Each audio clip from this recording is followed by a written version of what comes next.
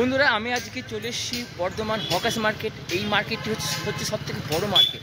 এখানে পাইকারি খুচরো দামে অনেক কিছু জিনিস পাওয়া যায় এবং এইখানে আসলে তোমরা দাম দর করে অনেক কিছু জিনিস কিনতে পাবে। কী কী জিনিস আছে, কী কী জিনিস কিনতে পাবে, সমস্ত ইনফরমেশন থাকবে এই ভিডিওতে। তাই তোমরা ভিডিওটি স্কিপ না করে প্রথম থেকে শেষ অবধি দেখতে থাকো। সামনেই হচ্ছে বর্ধমান করজেন গেট এবং করজেন গেট থেকে সোজা আসলেই পরে এই হকার্স মার্কেটটি।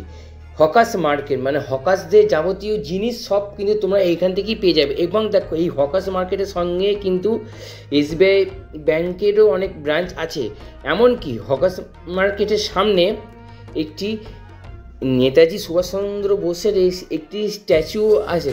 তোমরা করজেন গেট থেকে এই স্ট্যাচুটি দেখতে পারলেই জানতে পারবে যে তোমরা হকার্স মার্কেটের সামনে এসে গেছো। এবং এই হকার্স মার্কেটের ডান দিকে হচ্ছে বর্ধমান সংস্কৃত লোকমঞ্চ, যেখানে বিভিন্ন রকম সাংস্কৃতিক অনুষ্ঠান থেকে শুরু করে হিন্দি বাংলা অনেক রকমের সিনেমা হয়ে থাকে।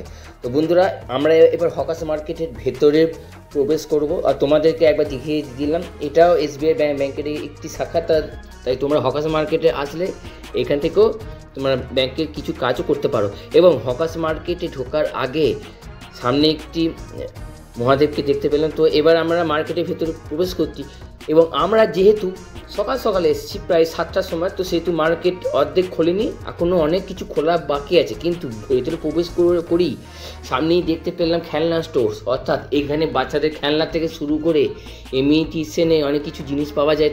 তারপর হচ্ছে জামা কাপড়ের দোকান, জুতোর দোকান, শাড়ির দোকান। এবং দেখো এই খেলনা টোর্সের কাকু ইনি কিন্তু সকাল সকালে দোকান খুলে দেন এবং এনার কাছে মেয়েদের নেল পলিশ থেকে শুরু করে হাতের চুড়ি ইমিটেশনের যাবতীয় জিনিস কিন্তু তোমরা এখানে পেয়ে যাবে। এবং বাচ্চাদের খেলনার জন্য অনেক কিছু জিনিসও কিন্তু তোমরা এখান থেকে পেয়ে যাবে। এবং তারপরে আছে মুদিখানা দোকান, দশকর্মার দোকান। এরপরে তোমরা হয়তো ভাবছো যে মুদিখানা দশকর্মা তো আরও দোকান আছে, এখান থেকে কেন নেবো? কারণ এখান থেকে তোমরা পাইকারি নিয়ে কিন্তু মুদিখানা ব্যবসা করতে পারবে এবং এখানে জিনিসপত্রের দামও কিন্তু কম। এবং এখানে শুধু মুদিখানাই নয়, এখানে ছাপাখানা আছে এবং তোমরা ভিডিওতে দেখতে পেলে যে শাড়ির দোকান, জামা কাপড়ের দোকান সব কিছুই আছে। আর এটি হচ্ছে কম্পিউটারের একটি অংশ। এখানে কম্পিউটারের পাশ থেকে শুরু করে কম্পিউটারের যাবতীয় আইটেম সমস্ত কিছু কিন্তু তোমরা এখান থেকে পেয়ে যাবে। এবং এই হকার্স মার্কেটে কী নেই, হেন কোনো জিনিস নেই যে তোমরা এই হকার্স মার্কেট থেকে পাবে না। এমনকি হোলসেলের এই জুতোর দোকানটি দেখতে পাচ্ছ, এই হোলসেলের এই জুতোর দোকান থেকে তোমরা জুতো খুচরো দামে কিনতে পারো এবং পাইকারি দামে মাল নিয়ে গিয়ে তোমরা নিজেরা একটি ভালো বিজনেসও কিন্তু করতে পারো। এবং এছাড়া জামা কাপড়ের দোকান তো আছেই।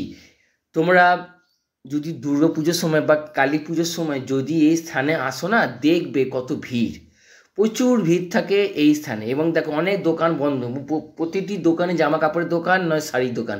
এবং আমরা হকার্স মার্কেট থেকে একটু জাস্ট বেরিয়ে এলাম, মানে ভেতর থেকে বেরিয়ে আসলাম, কিন্তু দেখো মার্কেটের গায়েও কিন্তু অনেক রকমের দোকান আছে। ইলেকট্রনিক্সের দোকান থেকে শুরু করে যাবতীয় সমস্ত রকমের দোকান কিন্তু তোমরা এই হকার্স মার্কেটে আসলেই পেয়ে যাবে।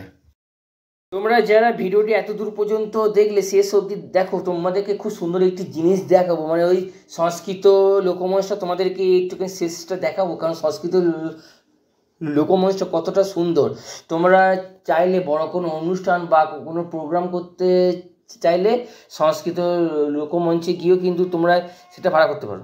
সামনে একটি ইলেকট্রিক অফিসও আছে এবং ইলেকট্রিক অফিস থেকে একদম সোজা যেতে হবে। আর দেখো আমরা কিন্তু এই দিক দিয়ে এলাম, আবার আমরা কিন্তু এই দিক দিয়েই যাবো এবং তোমাদেরকে কিছু জিনিস দেখাবো। এবং দেখো এই রাস্তার ধারে ধারে কিন্তু বিভিন্ন রকমের দোকান আছে, স্টেশনারি দোকান থেকে শুরু করে গিফটের দোকানও কিন্তু পেয়ে যাবে। এবং হকার্স মার্কেটের সামনেই হচ্ছে বর্ধমান কোর্ট কম্পাউন্ড, মানে তোমরা এখান থেকে বর্ধমান কোর্টে যেতে পারো। সেখানে যদি তোমাদের কোনো কাজ থেকে থাকে তো সেটাও যেতে পারো।